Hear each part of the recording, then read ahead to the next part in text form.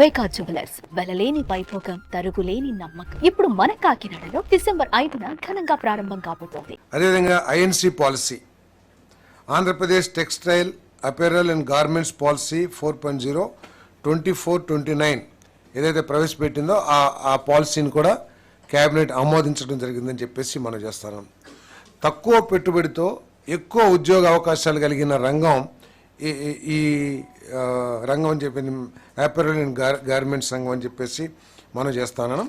వచ్చే 5 సంవత్సరాల్లో 10,000 కోట్ల పెట్టుబడి లక్ష్యంగా, అదేవిధంగా 2 లక్షల మందికి ఉద్యోగ అవకాశాలు సాధించే లక్ష్యంగా ఈ పాలసీని తీసుకురావడం జరిగిందని చెప్పేసి మనం చేస్తున్నాం.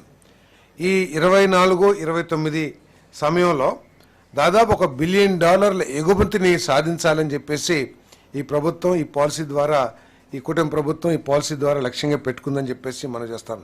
మరి ఈ మన రాష్ట్రంలో దీంట్లో నైపుణ్యం కలిగిన జనాభా చాలా ఎక్కువగా ఉన్న విషయం మనకు తెలిసిందే. పద్మశాలీలు కానివ్వండి, ఏదైతే చేనేత కార్మికులు ఉన్నారో వాళ్ళందరికీ కూడా మెరుగ్గా ఉంటుందని చెప్పేసి కూడా నేను మనవి చేస్తాను. వీటి కోసం ఈ పార్క్స్ ఏర్పాటు చేయడమే, మౌలిక వసతులు ఏర్పాటు చేయడమే కాకుండా రాయితీలు కూడా పెద్ద ఎత్తున ఇవ్వటం జరుగుతుందని చెప్పేసి మనం చేస్తాను. పీపీపీ మోడ్లో 5 టెక్స్టైల్ పార్క్స్ని కూడా ఏర్పాటు చేయాలనేది ఈ పాలసీ యొక్క లక్ష్యం అని చెప్పేసి మనం చేస్తా ఉన్నాను.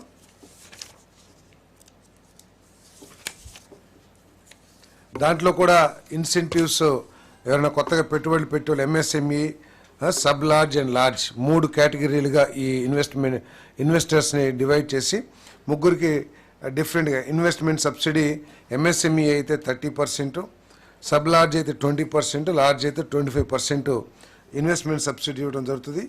Women, BC, SC, ST, minorities, specially abled వాళ్ళందరికీ కూడా ఎంఎస్ఎంఈ అయితే 45% సబ్సిడీ, 25% సబ్ లార్జ్ యూనిట్స్కి, లార్జ్ యూనిట్స్కి 30%. అదేవిధంగా పవర్ కాస్ట్ ₹2 పర్ యూనిట్ అందరికీ కూడా. అదేవిధంగా ED charges exemption 50%, stamp duty and land conversion charges 100% అన్ని యూనిట్స్ కూడా.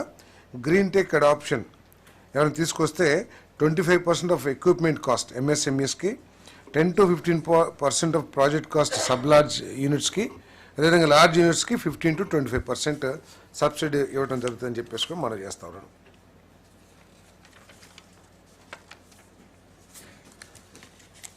మౌలిక వసతులు, పెట్టుబడులు, ఆంధ్రప్రదేశ్ మ్యారిటైమ్ పాలసీ 4.0 ఏదైతే ప్రవేశపెట్టబడిందో దాన్ని కూడా కేబినెట్ ఆమోదించిందని చెప్పేసి మనం చేస్తాం. ఈ పాలసీ యొక్క ముఖ్య ఉద్దేశం ఏంటంటే, మనకి అనేక రాష్ట్రాలకి లేని వసతి, దాదాపు 975 కిలోమీటర్ల పొడవైన కోస్ట్ లైన్ మనకు ఉండటం మూలంగా దాన్ని ఆధారంగా చేసుకుని పోర్ట్లు కానివ్వండి, పోర్ట్ ఆధారిత ఇండస్ట్రీస్ కానివ్వండి అభివృద్ధి చేయాలనేది ఈ ప్రభుత్వం యొక్క లక్ష్యం అని చెప్పేసి మనం చేస్తా ఉన్నాను. మరి ఈ ఇంత లాంగ్ కోస్ట్ లైన్ ఉన్న ఈ రాష్ట్రాన్ని మరి అంతర్జాతీయ ఇంటర్నేషనల్ స్టాండర్డ్స్తో ఈ మ్యారిటైమ్ హబ్గా తీర్చిదిద్దాలనేది ప్రభుత్వం యొక్క లక్ష్యం అని చెప్పేసి మనం చేస్తా ఉన్నాను. నేను ప్రస్తుతం గుజరాత్ నెంబర్ 1గా ఉంది ఈ పోర్టు బిజినెస్లో, మన ఆంధ్రప్రదేశ్ సెకండ్గా ఉంది. కానీ గ్యాప్ మాత్రం చాలా పెద్దగా ఉంది. అంటే ఈ పోర్ట్స్ హ్యాండిల్ చేసే ఏదైతే గూడ్స్ ఉంటాయో చాలా డిఫరెన్స్ ఉంది. ఫస్ట్ సెకండ్ అనే పేరు ఉంది కానీ చాలా goods. Gujarat 450 million tons per annum చేస్తూ ఉంటే మనం కేవలం 180 మిలియన్ టన్స్ పర్ యానం చేస్తా ఉన్నాం. దీన్ని పెంచడం కోసం, మరి హబ్గా తయారు చేయడం కోసం మరి దీన్ని పోర్ట్స్ని అభివృద్ధి చేయాలనేది లక్ష్యంగా ఈ పాలసీ తీసుకురావడం జరిగిందని చెప్పేసి మనం చేస్తాను.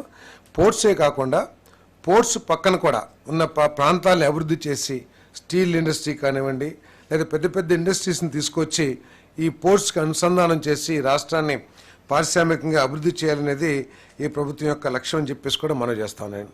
మరి ఇన్ని వసతులున్నా కూడా మన రాష్ట్రం షిప్ బిల్డింగ్లో వెనకబడి ఉన్న మాట వాస్తవం.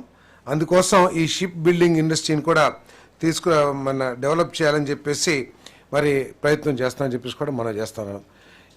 ఇన్ని పోర్ట్స్ ఉన్నా కూడా మనకి కొన్ని పెద్ద లైనర్స్ అంటే పెద్ద పెద్ద షిప్స్ ఈ ప్రాంతాలకు రావడానికి కూడా రావట్లేదు అనేది కూడా ఈ పాలసీలో తెలియజేశారు. వాళ్ళు బాంబేలో మెగా షిప్ యార్డ్ ఉంది, అక్కడికి వెళ్తున్నారు. సో మన రాష్ట్రంలో కూడా ఒక మెగా షిప్ యార్డ్ని ముఖ్యమంత్రి గారు ప్రత్యేకంగా ప్రధానమంత్రి గారితో చర్చించి, ఇంతకుముందు ఏదో స్టడీ చేశారు పోయిన ప్రభుత్వంలో, రిజెక్ట్ చేసినా కూడా ఆ ప్రభుత్వం ఏం పట్టించుకున్నట్టు కనపడలేదు. కానీ ముఖ్యమంత్రి గారు ఎట్టి పరిస్థితుల్లో మాకు ఒక మెగా షిప్ యార్డ్ కావాలి అని ప్రయత్నం చేస్తూ ఉన్నారు. దాన్ని కూడా సాధిస్తామని చెప్పేసి మరి మేము ఆశాభావంతో ఉన్నామని చెప్పేసి కూడా మనం చేస్తా ఉన్నాం. మరి సుమన్ టీవీలో మీ పర్సనల్ అండ్ బిజినెస్ ప్రమోషన్స్ కోసం కింది నెంబర్కి కాంటాక్ట్ చేయండి.